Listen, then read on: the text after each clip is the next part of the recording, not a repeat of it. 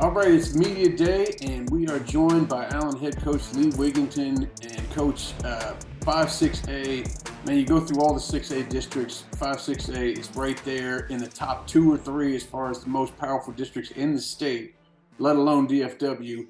And you know it has to be powerful when all off-season people are talking about the talent McKinney has coming in, and Geyer making the run the last 4 years. And I'm sitting here thinking, you do know Allen is in this district, right? I mean, they got the most Yeah. pull from as far as players go.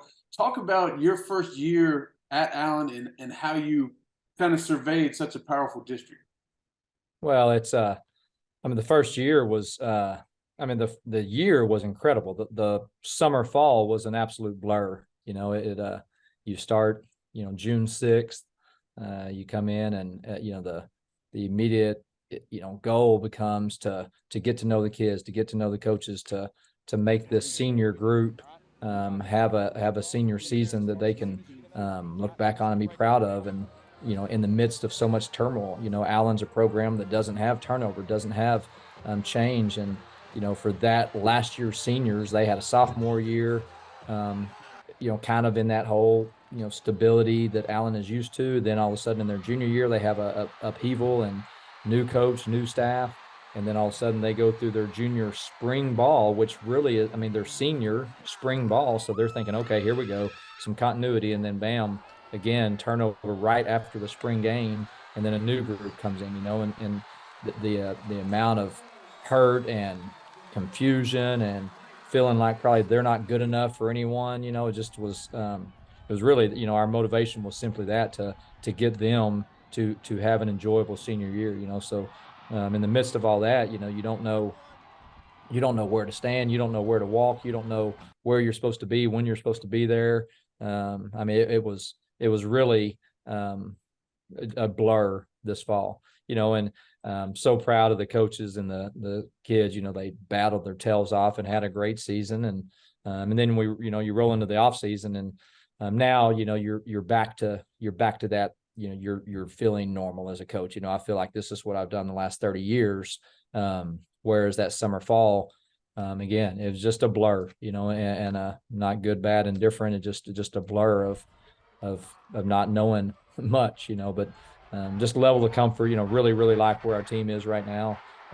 But you look at the district that we're talking about today, and the teams in there, and wow, it's awesome. It's great coaching, at every school, phenomenally talented, and just exciting, week in and week out. Yeah, you gotta, just to harp on that, you gotta feel normal this summer. It's a normal off season. You're getting to implement your whatever your weight program is, whatever your off season workouts are, and that's got to be pretty cool for you. But this is a district that has lost some really talented quarterbacks over the last couple of weeks, and you're one of the teams that lost your starting quarterback. I guess Allen fans want to know. I don't know if you picked a quarterback or who's competing for that for 2023. Yeah. We don't know who the starting quarterback is going to be at this point. There's two that have kind of emerged, and I would love there to be a third or fourth, kind of getting that battle over the course of the summer. But, if you would say right now, there's two, an incoming senior named Dylan Chapman.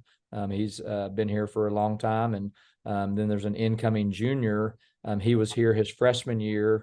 This fall, he was at a different school and he came back home. I mean, he's grown up here. He came back home at Christmas, and his name is Brady Bricker, going to be a junior. Those two have kind of emerged to be in the battle currently, both doing a great job. And just kind of see where it goes again. Hope there's a couple more that'll get their toes in a little bit deeper into the water and make it even more competitive.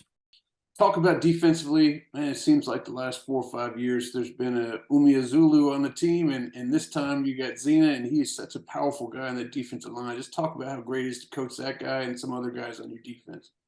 Well, he's what he is exactly what the question that you asked. He's the pulse of our team. He was as a junior, really. He was the one that you could just see, you could just feel his positive energy. He has that perfect knack of knowing when the team needs to be ripped from the player standpoint, when the team needs to be encouraged, when the team needs to be pushed, motivated. He's a really good leader. and he's a leader that loves the game. What stood out to me going back to this fall, again, I'm bouncing around and he's obviously a great player for us. He's a starter, playing defensive end. And when we're down there and, you're practicing, when he's not on the field defensively, he's in the scout team, and it wasn't out of need that we had to have other bodies. It was, he's just over there. He just loves the game. He loves to play. He loves to compete. He loves to be around it. And he's everywhere. He's going to be the hardest worker. He's going to have the best attitude. He's going to know when it's okay to laugh, when it's okay to cut up, when it's time to get, he just has that absolute perfect balance.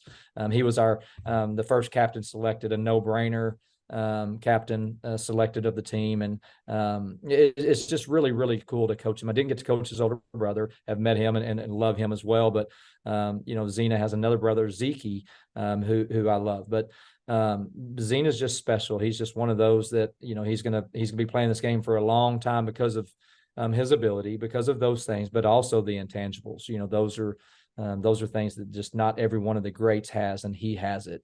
Has all of them that you want. I got you. Well, let's talk about this district a little bit.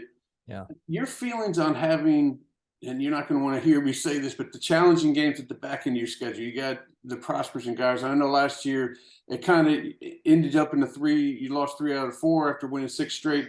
What is your thoughts on playing those guys late in the season? Is it give you time to, see what you have and see what experiment with things during the season and then get ready for those big challenges, or talk to me about playing those type teams? And you got McKinney on the back end too, I believe. Yeah. Well, I don't ever think about that. If you've ever followed, our program, wherever we've been, we're going to try to schedule the best teams in the state every year, everywhere we are. And, our non-district schedule, the tough end of district is tough. We open with a team called DeSoto. After that, we stumble onto a team called CE King that just happened to play Katy in the 4th round, I believe. And then you have Arlington Martin, who is a perennial powerhouse. That's our 3 non-district games. So we're not tiptoeing into any portion of the schedule. And then you talk about some of those teams, and they're great, and they're incredibly talented and so well coached. But so are those others. So I don't really get caught up on who's where on the schedule. We're gonna strap our boots up and get ready to go. It doesn't matter who we're playing and when we're playing them. If we played, Guy or the Prosper, the 2 you mentioned, and McKinney, if their first game on the schedule, we're fired up. We can't wait. If it's the 16th game on the schedule, we're a little bit more fired up because we're playing the 16th week of the season. But it doesn't matter where you fall on the schedule for us. You're going to get the same thing. And we're you talk about maybe the quarterback position you asked about. Is that going to give them time to develop and get in the groove?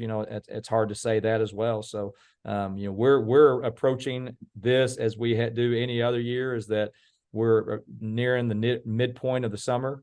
After that, we're on the downhill. We get into fall camp, and then we're a couple of weeks from the first ball game, and we're all in. And then that Friday night will pass, and here we go next week. And it's just keep stacking them, one day at a time. And whoever's on the schedule, they're going to get the best we have to bring. Well, it's going to be awesome. I can't wait to start seeing some 5-6A action, and I appreciate you joining with us today, Coach. Thank you so much. Thanks for taking the time. Thanks for your love and support of Texas high school football. No problem.